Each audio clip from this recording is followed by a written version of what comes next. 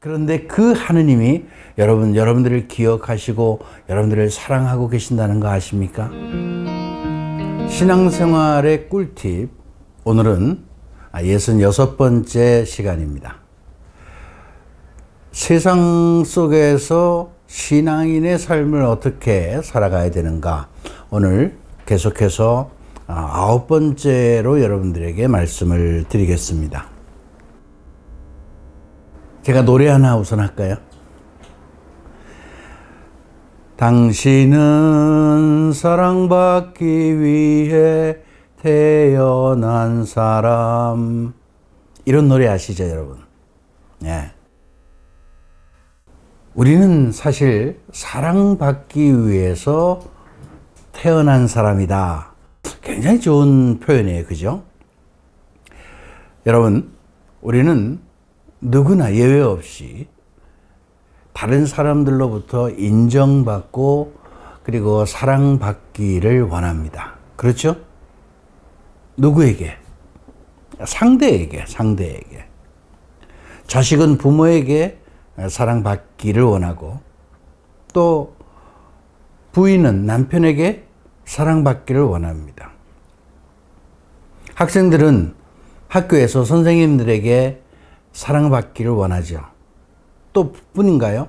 친구들 사이에서도 사랑받기를 원합니다. 요즘 왕따를 당하는 친구들이 종종 있죠. 그래서 어떻게 보면 그 개인적인 문제를 뛰어넘는 큰 어떤 사회적인 문제로까지 번지고 있습니다. 어쨌든 사랑이 필요한 시대인데도 불구하고 사랑이 메말라 가고 있는 이런 시대가 아닌가, 이런 생각을 하게 됩니다. 우리가 누구에게 사랑을 받고 싶은 마음 누구나 공통적으로 갖고 있는 거지만, 그런데 문제는 상대가 우리에게 사랑을 해준다는 것이 그렇게 쉽지 않다는 것이죠. 입장을 받고 나서 나 자신이 다른 사람들에게 사랑을 해준다? 쉽지 않죠, 여러분? 그러니까 저도 관심을 갖고 사랑해 줘야 될 사람들이 많이 있습니다. 내 주변에 나와 같이 가정 안에서 살아가는 사람들, 또 주변에 만나는 사람들, 또 뭐 특히 그렇잖아요. 저 같은 경우는 어떻게 보면 평생을 어떤 공적인 입장에서 살아왔고 어떤 영적인 지도자로 살아왔습니다. 그러니까 많은 분들은 사실은 저에게 관심을 받고 사랑받길 원하죠. 좀 그런 사랑해주기 위한 노력을 굉장히 많이 저는 했어요, 사실은요. 근데 근본적으로 제가 사람들을 사랑해야 되겠다는 이런 마음을 갖고 있지 않으면 관심을 갖고 배려하고 사랑하기란 결코 쉽지 않다는 겁니다. 그러니까 그렇게 의식을 가지고 내가 사람들을 사랑하고 살아야 되겠다는 생각을 갖고 살아도 그것이 쉽지 않은데, 아무 생각 없이 살면 다른 사람들에게 사랑을 보여주고 실천한다는 게 참 어렵죠. 그러면 상대의 입장에서는 나에게 관심이 없나? 날 사랑하지 않나? 그런 생각을 갖게 되면 어떻게 하겠어요? 굉장히 서운하고 섭섭하고 때로는 어떻게 해요? 상처를 받는 거죠.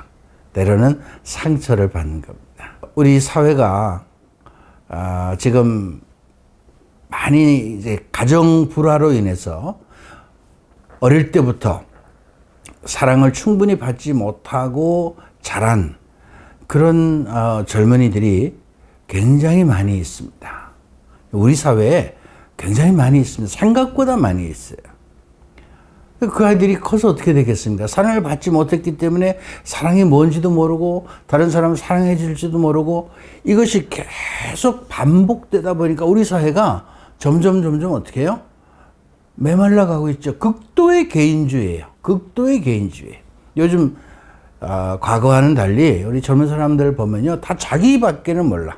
자기밖에는 몰라요. 그게 사랑을 받지 못하고 살았기 때문이다라는 겁니다. 사랑한다는 것이 뭔지를 모르는 거죠. 그런 걸 받아본 일이 없기 때문에.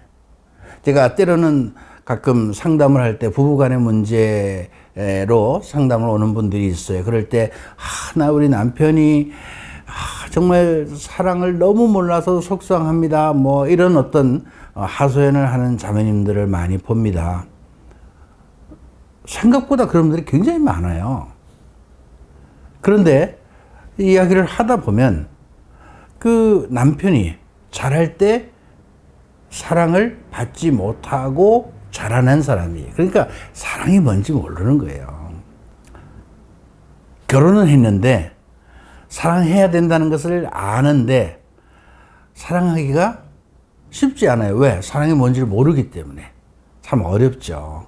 여러분, 참 그래서 우리가 이 사랑한다는 것이 굉장히 어려운 문제이지만 그러나 우리가 살아가는 우리 인간 사회 안에서는 꼭 필요한 것인데 그런데 만약에 여러분 누가 변함없이 끊임없이 우리를 사랑해 주는 분이 있다면 잊지 않고 변함없이 시간과 공간을 초월해서 어떤 사람이든지 차별하지 않고 우리를 사랑해 주는 분이 있다면 여러분 어떻게 생각하십니까?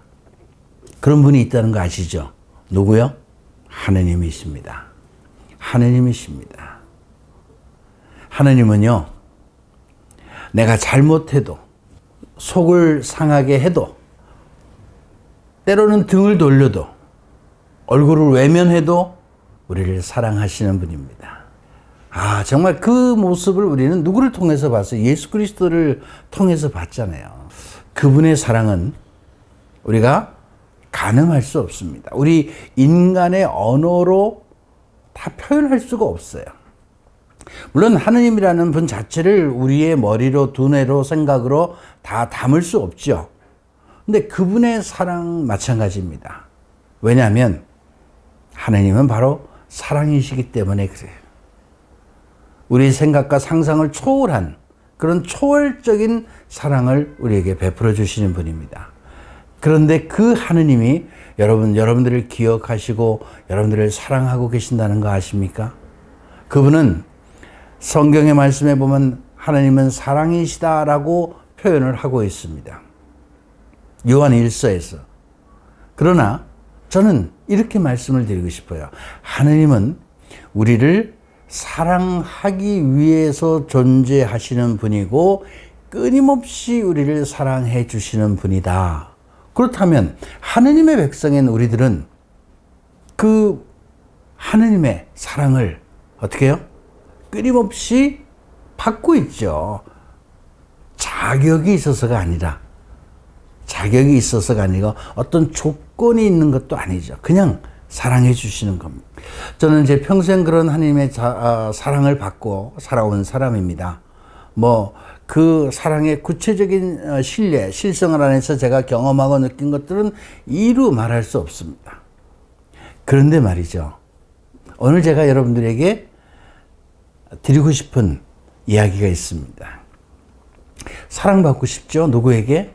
그죠? 물론 하나님에게도 사랑받고 싶고 보이지 않는 하나님보다는 아마 여러분 눈에 보이는 어떤 다른 사람들에게 관심과 사랑을 받고 싶어 할 겁니다. 그러면 사랑받고 싶다면 어떻게 해야 될까요? 어떻게 해야 될까요? 하나님은 조건 없이 우리에게 사랑을 베풀어 주지만 인간들은 그렇지 않습니다. 약간의 어떤 조건, 이게 필요해요. 그 조건이 뭘까요? 그거는 이런 겁니다. 내가 사랑받고 싶으면요, 사랑받을 짓을 해라 이거예요. 사랑받고 싶으면 사랑받을 짓을 해라 하는 겁니다. 여러분, 부모가 자식을 사랑하는 것은 어떻게 보면 거의 하느님적인 사랑입니다. 왜냐고요? 자식이 잘못해도 어떻게 해도 미워도 어쨌든 그래도 자식이니까 사랑하잖아요. 그러니까 하나님이 우리를 사랑하시는 그 하나님의 사랑은요, 우리 부모가 자식에게 하는 그 사랑을 훨씬 뛰어넘는 것이긴 하지만 어쨌든 조건이 없는 사랑입니다. 특히 어머니의 사랑은요, 감히 말씀드리면 하느님 다음 가는 사랑입니다. 하느님의 사랑 다음 가는 사랑이 뭐냐? 어머니의 사랑이죠. 근데 우리가 일반적으로 사람들하고의 관계 안에서 사랑받고 싶다면 사랑받을 짓을 해야 된다는 겁니다. 제가요, 그 상담을 좀 많이 이제 과거에 했었는데, 그 상담을 하다 보면 꼭 이런 것을 얘기해 주고 싶을 때가 있어요. 우리 남편이 사랑이 없습니다. 누가 이렇게 사랑받고 싶은데 관심을 두지 않습니다. 그러면 제가 이렇게 상대가 있으니까, 인간의 사랑이란 상대가 있잖아요. 그죠? 그러면 당신은 그 사람에게 얼마만큼 사랑을 베풀었습니까? 물어봐요. 질문해봐요. 아이, 미운데 무슨 사랑해요? 미운데 무슨. 허구한 날 그냥 불평, 불만, 원망만 하고 살았대요. 근데 무슨 사랑받기를 원합니까? 아니죠. 그러면 사랑받을 수 없습니다. 내가 사랑받고 싶으면요, 나부터 먼저 사랑해야 합니다. 나부터 먼저 사랑하라고 그래요. 여러분, 쉽지 않죠? 나도 사랑하는 거 쉽지 않아요. 그러면 상대도 나를 사랑한다는 거 쉽지 않다는 것을 우리는 알아야 됩니다. 우리가 하나님이 좋은 게 이런 거예요. 그런 거죠, 사실은. 하나님은 그냥 아무 조건 없이 무조건 우리를 사랑해 주시죠. 그런데 우리는 하나님을 믿고 신앙하고 따라가고 하나님의 사랑을 받기는 하지만 그 하나님의 사랑을 통해서 또 다른 사람을 사랑할 줄 알아야 됩니다. 사랑받기보다는 먼저 우리는 사랑하는 사람이 돼야 된다. 여러분, 프란시스코 성인이, 아시시의 프란시스코 성인이 평화의 기도에 나오는 그 기도의 내용이죠. 사랑받기보다는 사랑하는 사람이 되게 하여 주십시오 라고 기도합니다. 우리는 무엇을 받는데 익숙해져 있습니다. 또 어떻게 보면 익숙해진 것보다는 당연한 것으로 생각합니다. 그런데 입장을 바꿔놓고 생각한다면 상대도 그렇다는 거죠. 상대도 받기를 원하고 당연히 뭔가를 받아야 된다고 생각한다는 겁니다. 입장을 한번 바꿔놓고 생각해 보면 충분히 다른 사람들에게 뭔가 내가 어떻게 해야 될까라는 것을 생각할 수 있죠. 그래서 저는 오늘 여러분들에게 우리는 사랑을 받기 위해서 태어난 사람이고 사랑을 받고 살아가고 있는데 누구로부터? 하느님께로부터. 그 하느님의 사랑을 통해서 다른 사람들에게 사랑이 뭔지를 보여주고 실천함으로 인해서 그 사람들도 어떻게 해요? 다른 사람들을 사랑할 수 있도록 해야 된다는 거예요. 하나님의 사랑을 더 많이 받고 싶으십니까? 다른 사람들에게 사랑을 더 많이 받고 싶으십니까? 그러면 사랑받을 짓을 하십시오.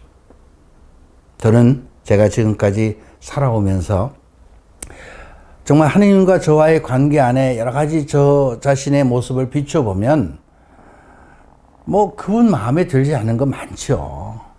그러나 그래도 그분은 끊임없이 저를 사랑하시고 이끌어 주시고 보호해 주시고 은혜를 내주셨습니다. 제가 그 생각을 할 때마다 너무너무 어떻게 해요? 죄송하기도 하고 그래서 더 잘 살아야 되겠다 그런 생각을 하는 거예요.